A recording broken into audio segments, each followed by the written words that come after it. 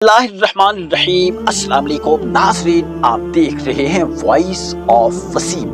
ناظرین، گزشتہ کئی دنوں سے پاکستان کے دشمن بہت ہی خوش فہمی کا شکار ہو رہے ہیں، کیونکہ ہمارے دشمنوں کا ایک ہی ایجنڈا رہا ہے شروع ہی دن سے کہ پاکستان کو کسی نہ کسی طریقے سے غیر مستحکم کرنا۔ یہ کام وہ عرصہ دراز سے کرنا چاہتے تھے، مگر ان کا یہ خواب ہمیشہ ہی خواب رہا۔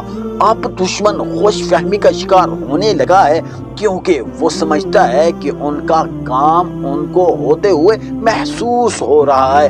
جو اس دشمن نے ہمارے ملک میں ایجنڈ چھوڑ رکھے ہیں، وہ سمجھتے ہیں کہ ان کا ایجنڈا پایہ تکمیل تک پہنچانے کی بھرپور کوشش کر رہے ہیں۔ ناظرین، جب ہمارے ہی ملک کے اندر سے ہماری سیاسی پارٹیوں کے لیڈروں کی زبانوں سے ہماری فوج کے خلاف دشمن کی زبان میں بات کی جائے گی، یہ ہمارے ملک کا بہت بڑا المیہ رہا ہے کہ ہمارے ملک کی سیاسی پارٹیاں، ہمارے ملک کے سیاسی لیڈر ہماری ہی فوج کو دشمن کی زبان میں طعن و تشنیع کرتی ہیں، ہماری فوج کے اوپر الزام تراشیاں کرتی ہیں۔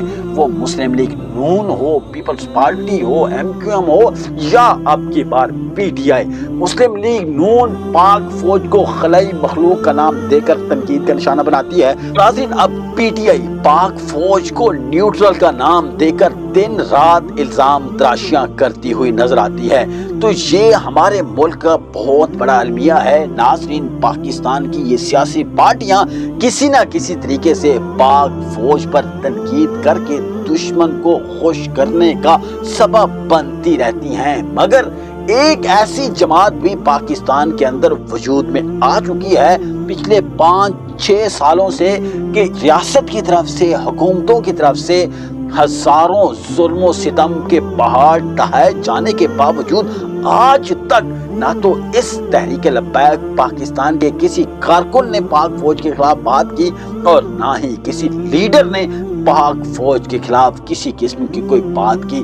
تو ناظرین، اس وقت پاکستان کے اندر ہمارے سامنے ہیں سیاسی پارٹیوں کے کردار کہ کون سی پارٹی ہمارے ملک اور اداروں کے لیے مخلص ہے اور کون سی پارٹیاں غیروں کے ایجنڈے پر کام کر رہی ہیں۔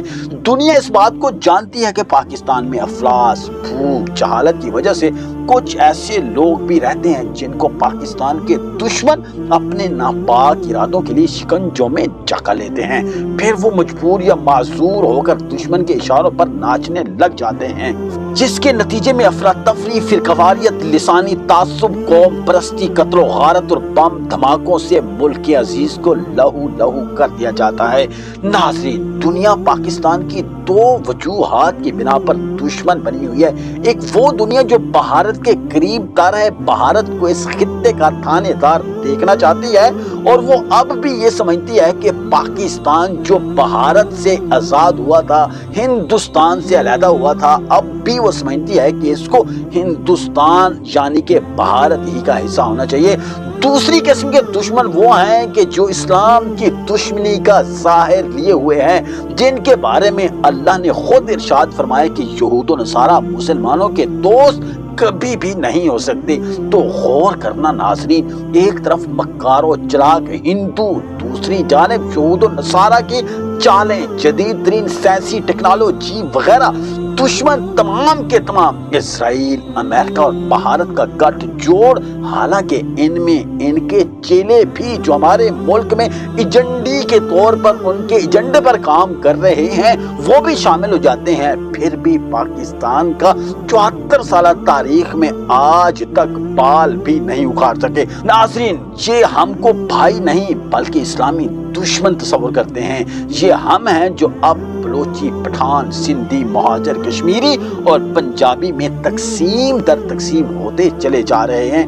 اس کے باوجود دشمن ہم کو پاکستانی ہی تصور کرتا ہے۔ ناظرین، یہ تو ایسے ہے جیسے آج ہم اپنے آپ کو شیعہ، سنی، وہابی، دیوبندی، اہل حدیث اور اہل سنت سمجھتے ہیں، मगर गैर मुस्लिम काफिर हमको आज सिर्फ और सिर्फ मुसलमान ही तसव्वुर करके हमारे ऊपर जुल्म और सितम के पहाड़ ढाता है। वो आप पूरी दुनिया का विजिट कर सकते हैं, कश्मीर, चिचनिया, बर्मा, फलस्तीन, शाम वगैरह वगैरह, जहाँ कहीं भी मुसलमानों के ऊपर जुल्म और सितम ढाया जा रहा है कुफ्र की जानिब से, वहाँ ये नहीं देखा जाता कि ये सुन्नी है, शिया है, देवबंदी है या वहाबी है, मगर एक हम हैं। हमारे लिए हमारे ही नबी ने ये फरमाया कि अल मुस्लिम मिल्लतुन वाहिदतुन, मुसलमान एक मिल्लत की मानद है, एक जमात, एक तहरीक की मानद है।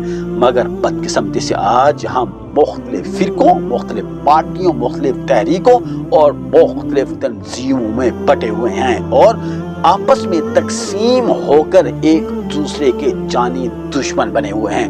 नाज़रीन, पाक आर्मी और हमारी ISI दुश्मनों की इन तमाम चालों और हमलों का मुंह तोड़ जवाब देकर इनको पिसपाई पर मजबूर कर देती है।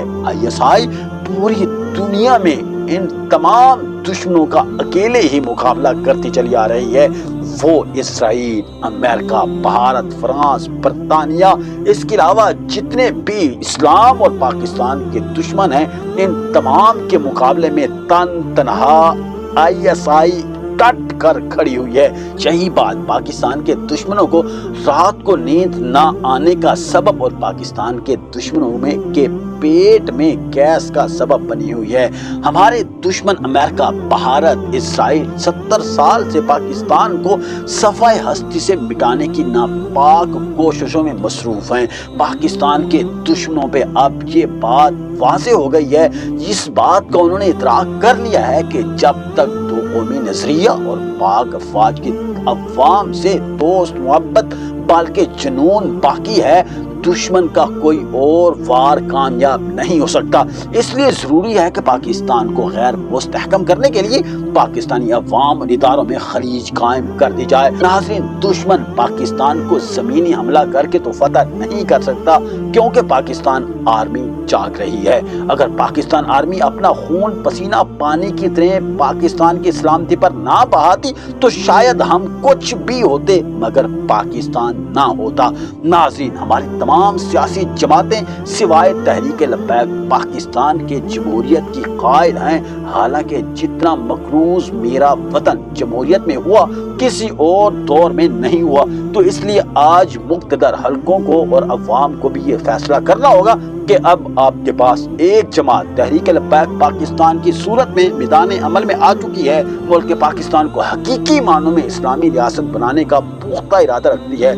ये वो पाकिस्तान है जिसको कलमा तय्यबा की बुनियाद पर हासिल किया गया था। नाज़रीन, मुल्क पाकिस्तान को अल्लाह की नेमत भी कहा जाता है, क्योंकि पाकिस्तान रूस जैसे मुल्क का 10वां हिस्सा है, मगर रूस के नहरी निज़ाम से पाकिस्तान का नहरी निज़ाम 3 गुना बड़ा है। पाकिस्तान दुनिया भर में मटर की पैदावार के लिहाज से दूसरे नंबर पर है, जबकि खुबानी, कपास और गन्ने की पैदावार के लिहाज से चौथे नंबर पर आता है, और प्याज, दूध की पैदावार का 5वां नंबर पाकिस्तान थामे हुए है। नाज़रीन, खजूर की पैदावार में 6ठे नंबर पर पाकिस्तान है, जबकि आम की पैदावार के लिहाज से 7वां नंबर पाकिस्तान के हिस्से में आता है। पाकिस्तान दुनिया में 8वें नंबर पर चावल काश्त करने वाला मुल्क है।